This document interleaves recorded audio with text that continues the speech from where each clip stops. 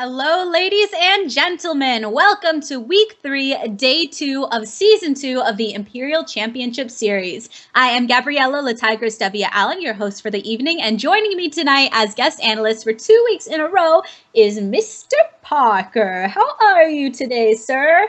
Doing great. How about yourself? I'm doing well. Thanks for asking. Now, before we get quite into tonight's lineup, let me give y'all a preview and a little background on the ICS. 10 teams compete over the span of 6 weeks, playing 12 best of 3 series. Top 6 teams make the playoffs, and the last team standing wins a $400 cash prize, championship title, and bragging rights for all the seasons to come, until there's a new champ, of course. As far as current standings go, OG Blue Milk remains undefeated in the number 1 spot. Paleo Green dropped down to 2nd seed. Humber Hawks and Bop Esports, tongue twister there, roll into 3rd. Insomnia Esports in S4, tie for number 5. Serpentis Esports Red sits in 7th. Team Exile in 8th. And Serpentis Esports Blue and Vanquish Esports rounded up for number 10. Last night, you saw Bop Esports defeat Insomnia 3-1, and tonight's series features the undefeated OG Blue Milk taking on Vanquish Esports. Now, this broadcast is sponsored by Chirp, your customizable League of Legends mobile app. Hang with LOL fans, friends, and foes in public and private chat rooms dedicated to the game we all know and love. Live matches are linked and ready, plus Imperial has the hookup when it comes to Chirp, and if you go into the private room and type headset, you will have a chance to win next week's giveaway for the Rig 505 Lava headset donated by Plantronics. So make sure you do that soon and do not miss out. Now, you've got to stare at Parker's lovely, handsome face there. I'm sure you want to hear what he has to say. So for everyone who wasn't here last week, remind them who you are, Parker. What you been up to? Okay, yeah. So I was brought on as the guest analyst last week, and I guess I'm back this week. I was your average mid-diamond solo queue player turned coach, and that's how I got into the semi-professional league scene. So here I am now. I've worked with a few challenger teams over my life, but I've just kind of settled down and like to coach whoever needs it at this point. Yeah, I remember last week you were mentioning a lot how you enjoy coaching compared to actually competing and the benefits and limitations of both aspects of League of Legends. Have there been any new opinions concerning League of Legends as a game that have formed since last Tuesday? No, not much of my life has changed since last Tuesday. I'm still pretty content where I'm at, just kind of being a coach, more so being an analyst. It's one of the first times I've actually been an analyst, and it's quite a lot of fun. Yeah, so what were some of your first impressions sitting at the analyst desk, and now you get to be here for a second week in a row? Yeah, what I said last week was I said being a coach is a lot less stressful than being a player, and I found out that being an analyst on the analyst desk is a lot less stressful than being a coach. So I like that even more, I think, because you don't really have anyone depending on you at this point. So just kind of you get to analyze games, which I always enjoyed. Deep Yeah. thought. For sure. It's definitely a lot less stress when you get to analyze things after the fact, once things are said and done, as opposed to in that coaching seat where your decisions dictate the final outcome of any matchup. So I definitely understand where you're coming from there. Now, looking at the meta, some of this might be a review from last week, but are there any particular champions or strategies that you're hoping to see tonight? Champions, I can't say since I'm still so new to this league. I can't say that there's anything specific I want to see from either one of these teams. It's still early in this split. Well, not early, but we're about halfway through. So we're still trying to fill out what each of the teams are really good at. So I'm just excited to see what each team brings to the table. Yeah, looking at this matchup, we have the number 1 seed going against one of the bottom seeds. So what does Vanquish need to do to pull themselves into a victory in this best of 3 series? That's a tough one, especially considering you're going against an undefeated team. I think the only thing you can do at this point, especially if you're the last seed, is just not try anything risky. Just sit back and hope the other team messes up before you do. Yep. Consistency and having confidence in your strengths, it seems. Now, I think we should get right into the action. To everyone in the audience, we do want to hear exactly what your predictions are. So make sure to share using hashtag hashtag OG Blue Win or hashtag Vanquish Win. And make sure also to check out everything Imperial through Twitter, Facebook, and our subreddit, all information for which can be found below. So it is now off to the casting desk with Bluve and Luminiscus. And here we go, guys. It is Bluve here, joined on the desk tonight with an old friend coming back onto the desk. This is Luminiscus. How's it going, man?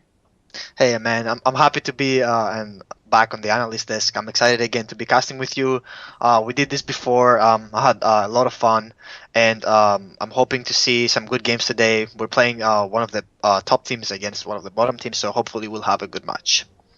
Top team against the bottom team. So yeah, a good match is really the best we can hope for. So far, Blue Milk being undefeated, going against the bottom tier makes it a little scary. But however, I like the way Vanquish is starting this out. Looking at these bans, they've banned a lot of these really big OP picks. They're taking out the Echo, the Gangplank, and Nidalee. Dinosaurus is one of the most, as far as I've heard from some of the other teams. Ooh, a little something going on. Dinosaurus has been one of the most dominant players on Blue Milk, so I'm supposing that that's really what they're worried about. But we got a quick DC right here, so yeah. Sorry guys for what happened. We have our ADC the client crashed, so we'll be going back into Champion Select with the same bans again. So sorry for what happened, guys, but we're getting it right now. Yeah, it'll be uno momento. There it goes, already back. Just a quick DC. No big deal. Oh man, I did have this switched. Oopsie. Because it is not actually those guys on the other side. It is like so. And voila. The teams are correct. Alright, so looking at the bands, what are we looking at so far? We're looking at an Echo ban. You were saying how Dinosaurus was really good at the champion, and then Gangplank Nidalee for Vanquish, and then on the other side we have Victor, Azir, and Kidder. So mostly the focus is on mid lane and jungle so far. Most of the dominant lanes so far, in my opinion, like jungle can set really far the game, and the more ganks you do early game, the better gold you have, and that's how the game gets out of control. That's why pro teams play really cautious at the moment. Yeah, exactly. And with majority of the jungle picks being so overpowered, you got the Kindred and the Nidalee banned out. The Graves is still left up. We also have a possibility of a Gragas coming in, and Elise. What's our other carry junglers that I'm missing out here? That's pretty much the top. As far as top tier is concerned, I think that's really what we're looking at. So, yeah. And there it is. Yeah, the Graves, the first pick. And the Gragas as well. I'm really excited to see a Fiora coming out, because lastly we've seen so many tanks in the top lane. We've seen Trundle coming back, we've seen Maokai coming back, we've seen mostly of these safe farming champions in the top lane, unless Echo is always open as well. But I'm excited to see Fiora back, and I want to see how much of an impact she is, because right now Vanquish prioritized Fiora over either Gragas or a Graves, so I'm pretty sure they should be focusing a lot in the top lane. Yeah, definitely a lot of focus, and it's showing your hand really early here, getting this Fiora, because really, like you said, it counters a lot of really tanky characters, but she is also really vulnerable. So when you first pick a Fiora, you're really telegraphing your team composition, and you're leaving yourself open to be very vulnerable late game if you don't have any super scaling tanks. And right now, Vanquish isn't really going defensive at all in their lineup. Yeah, I think what they're trying to do is have really strong laners. I think what they are doing at the moment is try to snowball the game really quickly. Since I think they know that they're playing one of the best teams, I think they're not planning to sit back and farm and wait for a misplay to happen. I think they will try to play as aggressive as they can, and maybe look for an opponent's like underestimating them, and hopefully they can make great picks with a Bard ulti or an Elise Cocoon, so they have great potential. And we might see like Elise camping top into a Fiora, so we'll see how our top team so far responds to that. Yeah, so they're already choosing a lot of CC in their team composition, and that really is going to come up key. Because like you said, you're going up one against the top compositions the best way to counter them is allow them not to play the game, keep them completely CC'd out the majority of the time. However, they do leave out this Soraka. Really interesting here. I like the way that they're building their team comp, because with Kalista you can save the Soraka most of the time. So if Vanquish really hard engages on them on Blue Milk, the Kalista can just pull back the Soraka, and then they can keep healing over and over again. Or what happens is Soraka can keep healing the front line, and then Kindred just pulls her back if she gets hard engaged. Or if they're looking to engage on Soraka, you can just pull her back, and then that's it. Like, you have no engage after that. Yeah, and they have tons of disengage too. They have at any time, we have Dinosaurus can throw out his explosive cast, can get anybody, if they do happen to have any of the junglers, at least get into the back line. We have Raid Boss get into the back line. They can just immediately be disengaged, and they don't have enough mobility to get back there again. So that first explosive cast is going to be really crucial in these team fights to make sure that they keep them off Diamond Dave and allow him to really get ahead in these team fights. Yeah, Vanquish so far is building a huge engaged team comp. We have Lissandra engaging, we have Elise Cocoons coming in, we have Bart ulti coming in, so they should be the ones looking to start the team fights all the time. Gragas goes for Blue Milk, because right now both of them are flex picks, so they can put whatever they like against the Fiora. I think Graves might do a better work at harassing Fiora early game since the first pick Fiora. And we have a Twisted Fate coming in. What's your thought on that, Blue? Yeah, so Twisted Fate, they're really trying to bring in a lot of the global composition, and having a split composition, having a split push in your back pocket is always going to be good to have in case your main sort of group up and team composition fight fails. So that's always something that can come out. I like the thought back pocket is always going to be good to have in case your main sort of group up and team composition fight fails. So that's always something that can come out. I like the thoughts you had about sending the Graves top. I really feel like that's going to be the winning composition, leaving Dinosaurs in the jungle to really aid his other lanes and start getting them ahead. Yeah, and having the global, I think what Lissandra needs to be careful is level 6 of the Twisted Fate.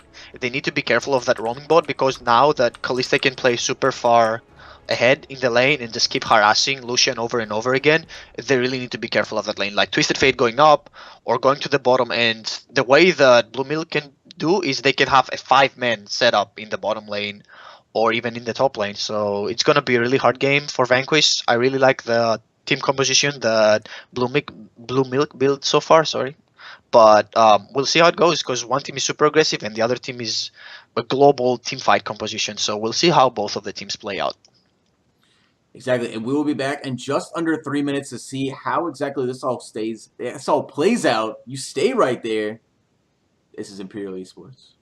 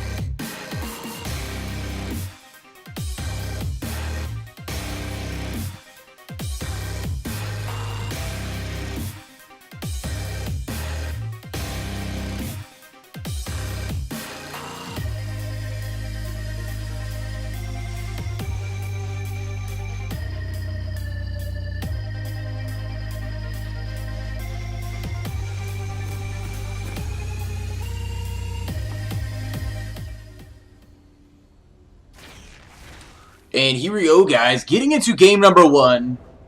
Like you already saw on the desk, it's me, Blue, and that guy, Luminiscus. Still there? Yes, There he is. that guy. Nice meme, man. I love your memes.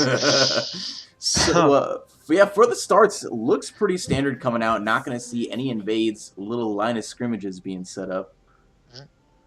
We have the usual like fan out of the teams both that they have their ADC and support bot putting up decent wards, and then we have the start of the jungler in the top lane, and we have usually the mid laners in the mid. Maybe sometimes like they poke out each other, but yeah, the usual fan out. But interesting part for me up here is Lissandra not choosing to go teleport. I wonder how that will affect her playstyle, because we know TF is going to roam after 6, so how hard is Lissandra going to follow TF, or is she looking to like snowball her lead out of mid? So that's what is going to be interesting for the game so far, because I was thinking she was going to switch to teleport, but right now that she has Ignite, we might be looking into a kill lane. What's your thought on that, Blue? Yeah, really good point. That's something I was really kind of confused about. She went for the Ignite rather than that, especially because TF has the Cleanse. So he decided to not go like a Delver Teleport with having Destiny as well as the Summoner spell. He's going to have the Cleanse. If he does ever get Frozen Tombed up, he's going to be able to get out of the fight, teleport out, go to another lane, or anything like that. Yeah, really interesting start here for Vanquish, and we're gonna see how much that pays out, or if they're gonna get punished for it. I think teleport is way better to get on the mid laner, especially on Lissandra, because even if you get poked out of lane, then you can just return back to the lane and keep farming up or keep pressuring TF, because if TF chooses to roam, then you can pressure your mid. Right, so we're trying to see if this actual, head-to-head composition is going to work out. They're sending, standard lanes here, and we've seen a whole lot of lane swaps in the past couple weeks. And right now, it's going to be very difficult for Vanquish in this composition. They have a really dominant bottom lane. Yeah, they pushed out the lane early with the Bard and the Lucian, so for the moment, for Blue Milk, they have to play really passively and wait for a gank to come from Gragas or from TF roaming. Otherwise, I mean, they can still farm up. They have the Soraka heals, so all they need to do is just wait up for the Soraka to heal the Kalista, and then they can keep fighting. Right, and we're already seeing right now, wow, huge damage going down. A big red hat going on to Jap. They have to burn the heal. They're going to burn the flash from Diamond Dave. The Ignite goes down. The exhaust is on top of Lancerns. He's not going to be able to get out of this. The Rend is not back up yet, though. He's got the auto attacks. He's got the flash. And they're going to trade a 1-for-1 at 80 carry for support. Wow, that was a really nice fighting that we see, and nice aggression by the bottom lane. Again, we see the Soraka trying to heal up as much as possible for the Kalista, and then in the very start of the fight, Kalista is winning against Lucian because Bard was chunked out and he didn't receive any healing from his chimes. But right now, I mean, 1-for-1, I think that's in the favor of Lucian actually, because in the early stage of the game, Lucian is stronger than Kalista, we know that. So now we want to see how that plays out, because right now the only person with a summoner is Soraka. Yeah, exactly. So they did burn all their flashes. The only issue though is that Lucian did not get the first blood. They did even out and still kill the enemy at 80 carry. However, he went back to base directly afterward. He wasn't able to build up a minion lead, and now he's going to be left being completely even in this lane, whereas he went for the call and a little bit more offensive for Diamond Dave. Yeah, interesting start for Lucian. I think now that he didn't get the first blood, he might look to play safe. Oh boy. Yeah, he's going big in the top lane. There goes the riposte to get a little bit of damage, and Will Win is going to flash out, just barely escaping. Ooh, that was very close from Raid Boss Renekton. Unfortunately, not for Renekton in this match. Oh boy. Yeah, Dinosaurus is going to have nothing of this. A Ring of Frost stuns him in place as they kill him. Yeah, that was a really good gank by Dinosaur. We know that Lissandra without her escape, using it, then she's really vulnerable to ganks. And with the TF lockup and the Gragas also CC, that's a really good lane to gank. Oh boy, fighting the bot. Yeah, here we go. Magical Journey is going to bring in Spot Edit. They're just waiting to get into range to grab that Cocoon, but they're not going to get it. Going to get stunned up in lane. Repel up in front. Not too close, but Dinosaurus, he's back from behind. There goes the Cask. That's all they need to take out Jap. He's going to be the first one to fall in this engage, but this is not stopping yet. The Body Slam coming up soon, but the tower is too close behind. They're going to have to back off. Feist, he's going to have a failed roam here. Just walk back to mid lane with nothing. Yeah, that was a really good counter gank by Dinosaur, and the way that Blue Milk plays them up is really aggressive, and they're really helping their bot lane out because they knew that the bot lane also Vanquish did not have any summoners, so it was the right lane to gank. And I'm wondering why is not Vanquish focusing the Soraka? Like we see multiple fights, they keep focusing Kalista over and over again, and usually what you want to do is you want to burst out the Soraka so that way she cannot heal up, and during that, then you can focus the ADC, but focusing actually Kalista, Soraka can just keep healing over and over again. So I'm really worried about their shot calling or their decision making at the moment.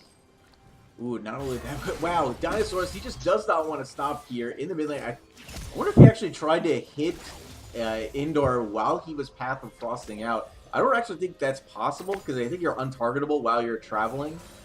But interesting strategy, and I like how in this first gank, Gragas used, Dinosaurs rather, he used his flash body slam on the initial gank. He didn't even wait for Indoor to respond with anything. He wants to get these early kills for his team. He knows he has to snowball, and he's doing it correctly. Yes, there should be no hesitation in during a gank lane, especially if you hesitate even for a moment. And Elise was there to counter gank what Dinosaur was doing with Gragas. It could have turned out really badly because we know that Lissandra is really good at the early stage of the game, especially against a TF that has no items. So that was good decision making, and I like that he's keep helping his TF over and over again. We see that we see a little bit of CS lead over for TF, so that's really good. You know, the TF can just push the wave now and then start looking for roaming, and Lissandra might be really hard to follow up because, again, no teleport. Right, so she's going to be stuck in the middle lane. The only thing that she has to do to make up for that is maybe grab some kills, but you're not going to do that if you get behind, especially not going to do that if Feist grabs a Negatron cloak going into that Abyssal Scepter first. Yeah, it's gonna be hard to kill a TF, especially with a cleanse right now. So we will be interesting to see how much of this can look that to snowball the lead that Gragas is building up for him. And I will be looking soon to see a gank now, especially now that they know that Lissandra might back and they can help bot lane anytime that they want to. Seen a lot of aggression here in the top lane. One thing that we failed to mention so far is how much has really been going on up here in the top lane. Raid Boss Renekton, he is not getting his foot off the pedal at all. And there he goes, the collateral damage. Wilwin is having no part of it. Right to the face, that shotgun, it completely deletes Raid Boss Renekton. Yeah, great mechanics coming in from Wilwin. He knew exactly how much damage he could output, and especially having the Warhammer helps him with a cooldown reduction, and a little bit of misplay here by Raid Boss Renekton. He should have stayed back and keep farming because there's no way that you can beat Graves, especially if you're that far down in CS lead, and you're susceptible to getting ganked by Gragas because Dinosaur is stronger than Elise. Right, exactly. And in that whole, throughout this matchup, we've seen Raid Boss has really been going for a lot of poke and constant engage on Will Win, and he's been coming ahead in those engages. However, the whole time Will Win can constantly, like, just sort of passively farm out this wave with his end of the line, and that's caused him to get a big CS lead, now an item lead, and then even a kill lead against his opponent. Yeah, it's going to be interesting now that Fiora will really need to play passively, and even now that she has problems with Graves, she's now susceptible to getting dived over. Because if Graves goes in and then Gragas comes in as well, especially with the explosive cask, they can just throw Fiora out of the tower range, and they can keep doing that over and over again. So now they really need to be careful of what can happen in the map, and we cannot forget about TF. Yeah, TF, he's already, if you look at him CS for just a second in this mid wave, you can see that he can pretty much perfectly CS a wave with two Qs and then one red card in the middle of the melee minions. Pretty much completely CSs that wave. So really just showing how fast he can push it out and move into another wave. Yeah, that's what TF is looking to do so far. He's looking to push the wave and maybe push out Lissandra and look for a roam. But Lissandra is good at wave clearing at the moment, so it's gonna be hard for TF to roam if he doesn't sacrifice some of his minions and some of the pressure in mid. But I think it's really down to that. He should start looking to roam after he gets his blue buff, so that global cooldown will get down by 10 or 20%. So we'll see maybe now a roam coming up. Right, so got the blue buff. He's going to have their mana regen to constantly keep that wave clear. We should see them somewhere, maybe in the bottom lane. As Dinosaurus, he's looking to make his way down there and possibly go off this aggression. Diamond Dave in that last engage, he did already use his Cutlass onto Jap. So lots of damage went down already, but can they get a dive off? The moment, the interesting part is that the moment Dinosaur saw Elise in the top lane, he immediately rushed down to bot, and especially of the vision control that they had about 4 pink wards before they start fights. What's going on? They land the riposte, they land this cocoon, they have the grand challenge, but it doesn't matter. The collateral damage is all Will Win needs to keep winning these fights, and he's going to obliterate Raid Boss Renekton one more time. Wow, so we see now why Graves is a top priority even for jungle or top lane. He's really strong, he can burst Fiora really quickly, and are we going to see a TF kill? Yeah, we still got a lot of action going down. Throughout that fight, Indoor Smokers, he used that time to use the advantage. Oh, he's going to take the advantage. Boy. Whoa, the outplay! Indoor Smokers, he smoked fights there in the mid lane on TF. Wow, really great stuff here coming in from Indoor Smokers. He used perfectly the Lissandra ulti to block the gold card of the TF, and then he managed to keep outplay the TF. I think maybe if he cleansed, he could have saved maybe a little bit of a damage, but we have a fight going on. Yeah, overall, Will Win there tried to make the advantage. He got it there in the mid lane, was able to kill Indoor Smokers. Lantern, he found the kill on Diamond Dave. They just went a little too far in on the turret right there. They took an ignite from Jap. They got stunned against the wall, and that early game Illusion Aggression came out ahead for Vanquish. Yeah, and now we have a BF pickup and actually a Warhammer for Lucian. So the lane now gets getting a little bit rough for Kalista and for Soraka. I think they might need a little help from their team. But we also had a great roam from Graves. He roamed on Lissandra and killed her under turret, which was really great by Will Win. So now this Graves is really strong, and he's looking like he's building an Infinity Edge.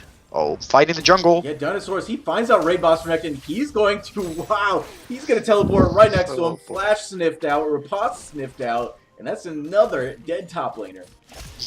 Great, great weight on the gold card by Fizz on the top lane, and we're seeing that those dives that I was talking about, that's where they're coming. We see Fiora getting really far behind, and Graves is at the moment 3-0, so he can burst, wow, those people down really easily.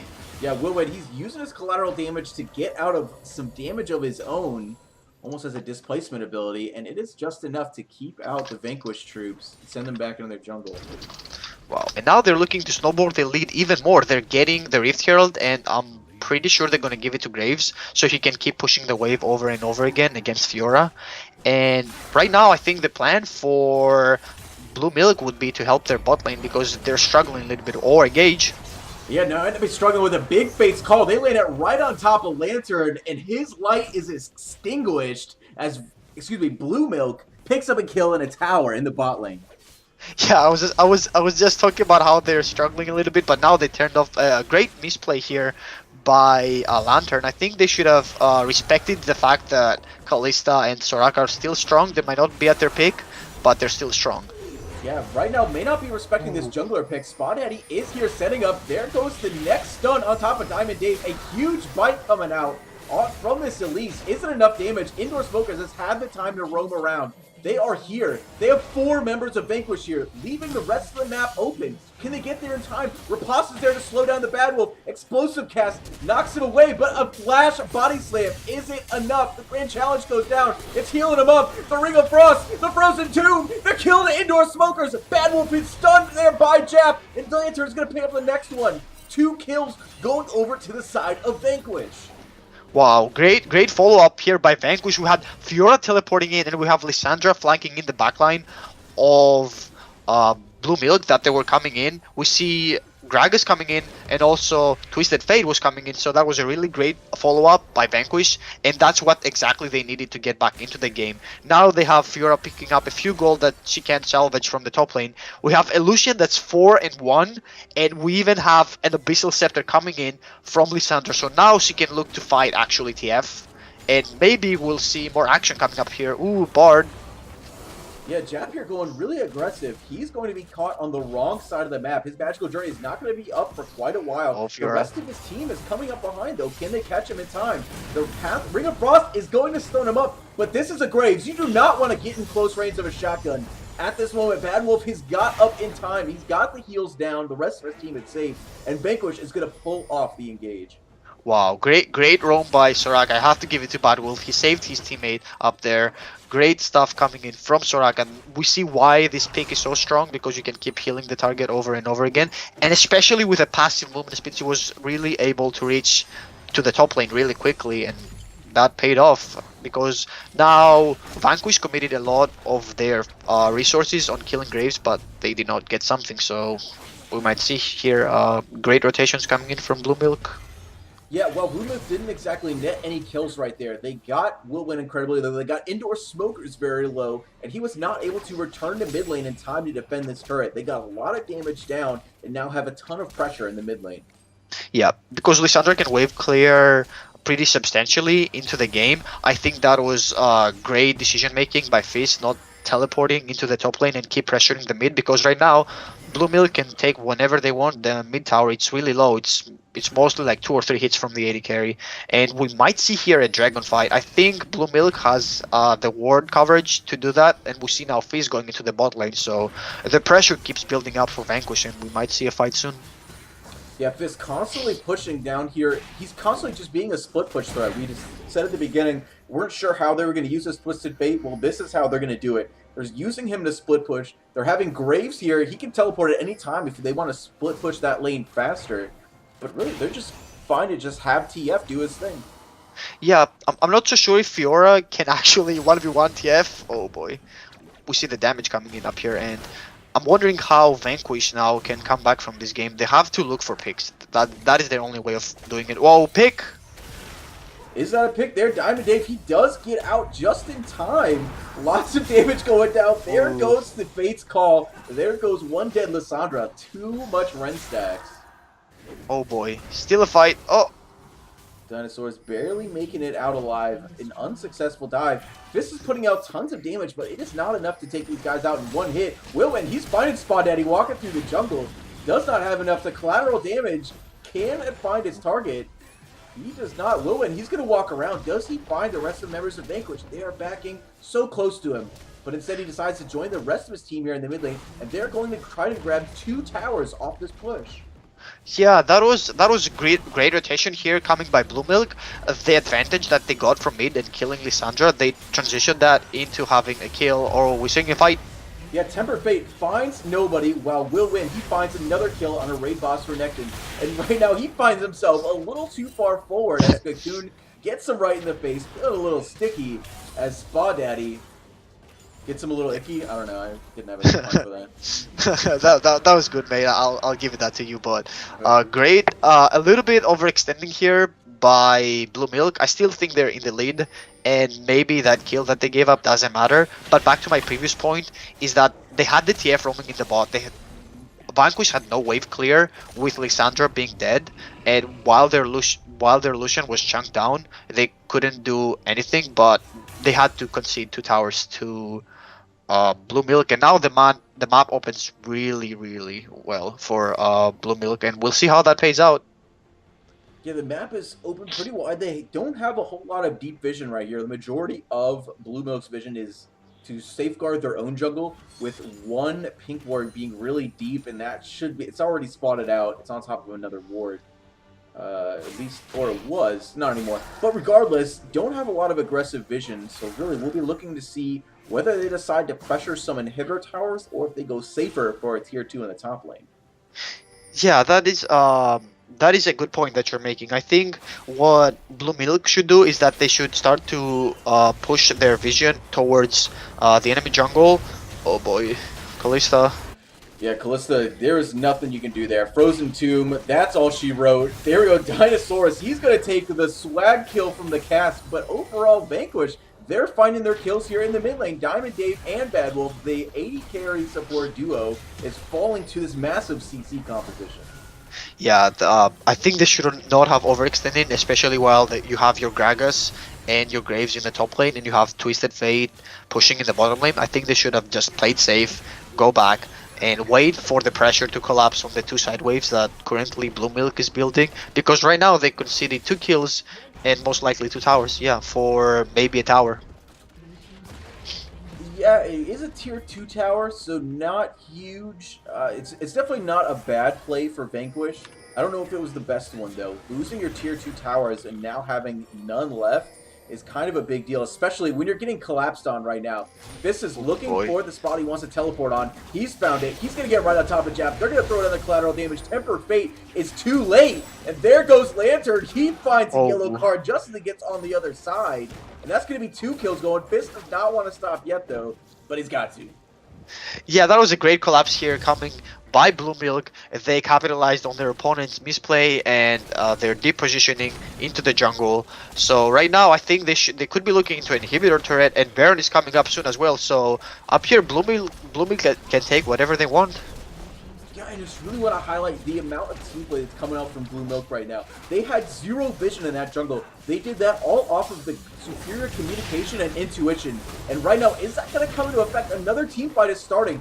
They kind of prodded them enough, and now they want to go back in. The Fate's Call is going to hit on 2. They do not get the Ren kill on Jap, but yeah, it does. Kill. That last one went over the side. The Frozen Tomb isn't enough to stop. A well-timed body Another slam kill. is going to take him out. Will win. He does not want to stop either. He dives, Lantern underneath the inhibitor towers, the Nexus. They take him out next. 3 kills on the back of inhibitor when they just wanted to leave. Yeah, I'm not too sure if Vanquish could have fought that. I think they should just back off and then give the inhibitor freely, because right now, I still think that Blue Milk can take the Baron if they would like. Anytime that they want to, they can set up TF, push mid or bot. All of them, they have a great vision around Baron control. So right now, Vanquish is in a very hard spot. I think they have to fight for the Baron. Otherwise, if Blue Milk gets the Baron while they have this much of a gold lead, it's gonna be really hard, especially also with a Soraka picking up the Banner of Command. That's very interesting. I like the build though. Yeah, Banner Command, because really, this is all about the split push right now. If they can send that bannered up minion into the bottom lane, this pretty much is game over. They can send it down there. Jab. Yeah, Jab, he is not long for this world as we find the rest of the Blue Milk lineup.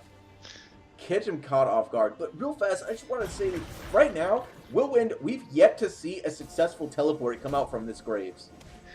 Yeah, I don't think he needed it that much. Especially, he was just going back to lane, farming, and most likely pressuring out Fiora. I think he didn't need to have a great TP. Maybe he could have used it to zone out the engage that happened on the mid on the AD carry and the support, Kalista and Soraka, that was happening. But it wasn't that much substantial.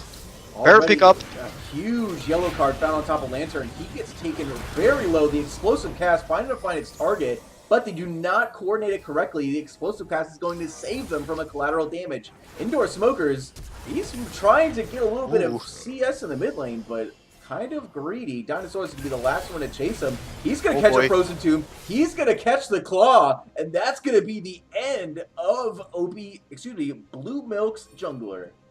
Wow, that was a great pickup by Indoor Smokers up here. I guess Dinosaur did not respect the damage coming in from Lissandra, and we might have a fight going on here. Yeah, Temper Fate's gonna lock everybody up. Lissandra decides to not give a mill or anything. That's a ton of Ren stacks on top of you, though. Not gonna survive from that. Ray Boss, he dies in the middle of all of Blue Milk's team. And Diamond Dave is not stopping. He's keeping the hops going. He's got his hops. Is this LeBron? He's going for the last one. Does he get the 3? No, he does not. He misses out. The QSS is early, but they get them stunned up underneath the tower. Diamond Dave, he finds Lucian. He takes out Kobe Bryant. LeBron, he goes for the 3. There it is. The Nexus for OGB. Game series going to Blue Milk 1-0. Nice game by both teams. A little bit overextending here by Vanquish, but really great team fighting here by Blue Milk, and they had the superiority even though Gragas was dead, and they took the game. Yeah, overall, tons of aggression coming out from OG Blue Milk. They really just made the plays across the map. They didn't even have to split push as much as we originally thought, but overall, Tons of action going down. Really exciting first game. Can't wait to see what happens in the second one. But we're going to see what our analysts thought of game number one. We're going to send it back over to Parker and Latigris for a breakdown of game number one. Thank you to the casters. Well, that was a short and sweet game that we saw right there. Blue Milk smothering Vanquish right to the very end. So, Parker, what are your initial thoughts on the game entirely? Oh man, one of the things, and I said this last week, one of the things I used to always tell the teams I coached was you have to ward the map. You're not going to be able to do anything if you don't ward, and that's one thing that Vanquish didn't really seem to do as well in this game. Looking at the end, I don't think there was a single blue trinket on the side of Vanquish. I don't know why, but that's just how it was. And I think that was one thing that really led to it. Also, the lack of TP on Lysandra really hurt them, especially early game leading into the mid game, because the way you play TF, or at least I think you should play TF, is you should really get those TP ganks going bot, snowball your bot lane, and that almost makes the mid laner have to take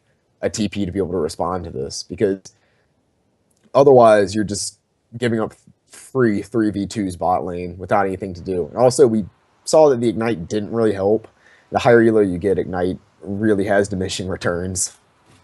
Yeah, that was one of my questions with this game, was if maybe Lysandra just forgot to change to TP, or they thought maybe that Ignite would give them that extra edge in the team fights. But I think that decision ended up really hurting them ultimately in the end. And Vision, there weren't many pinks on the map, like you said, not very many blue trinkets. Also, one thing I noticed was that Blue Milk decided to take some control of objectives rather than just using solely aggression in this matchup, whereas Vanquish didn't have much control of those. So how do you think they could have better utilized those objectives, whether it was Dragon, Rift Herald, etc., to get an advantage in this matchup?